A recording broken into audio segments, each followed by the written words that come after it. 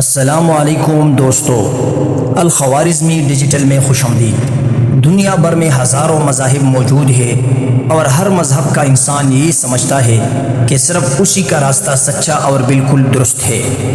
لیکن کیا آپ نے کبھی سوچا ہے کہ اگر کسی دوسرے مذہب کے انسان کو اسلام کی سچائی سمجھانی ہو تو سب سے بہتر اور اثردار طریقہ کیا ہے؟ مشہور Islamic scholar doctor Zakir Naik کا ایک خاص موضوع ہے جسے انگلش میں کمپیریٹیو ریلیجن کہتے ہیں، جس کا مطلب ہے مذاہب کا آپس میں موازنہ کرنا۔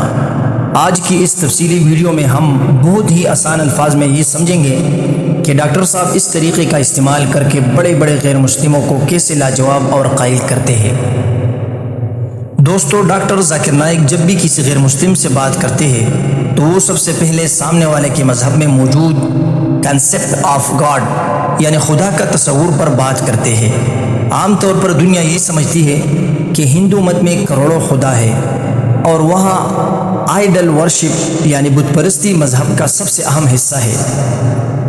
لیکن ڈاکٹر ذاکر نائک ہندو کے سامنے ان کی اپنی مقدس کتابوں یعنی ویدوں کے حوالے رکھتے ہیں۔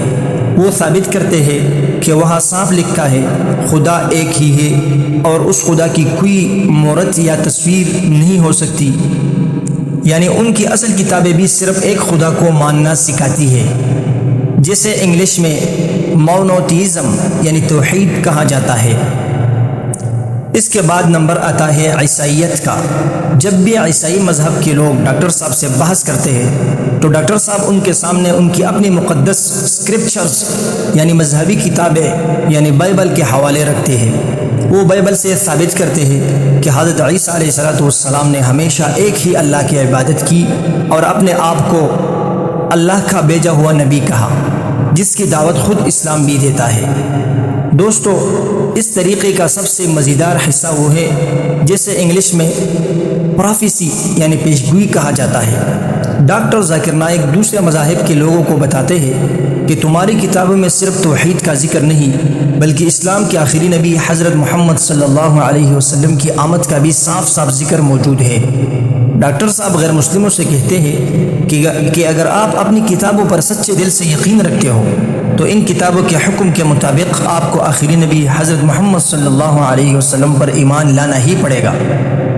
تو دوستو، اس پورے بیان سے ہمیں یہ سبق ملتا ہے کہ جب بھی کسی سے گفتگو کرے تو لڑائی جھگڑے کے بجائے حکمت، علم اور پیار کے ساتھ بات کرے تاکہ بات سیدھے دل میں اتر جائے۔ اگر آپ کو الخوارزمی ڈیجیٹل کی یہ معلوماتی ویڈیو پسند آئی ہے تو اس ویڈیو کو لائک کریں، اپنے دوستوں کے ساتھ شیئر کریں اور ہمارے چینل الخوارزمی ڈیجیٹل کو سبسکرائب کریں۔ اپنے میزبان مصباح الحق عثمانی کو اجازت دیجیے۔ اللہ حافظ۔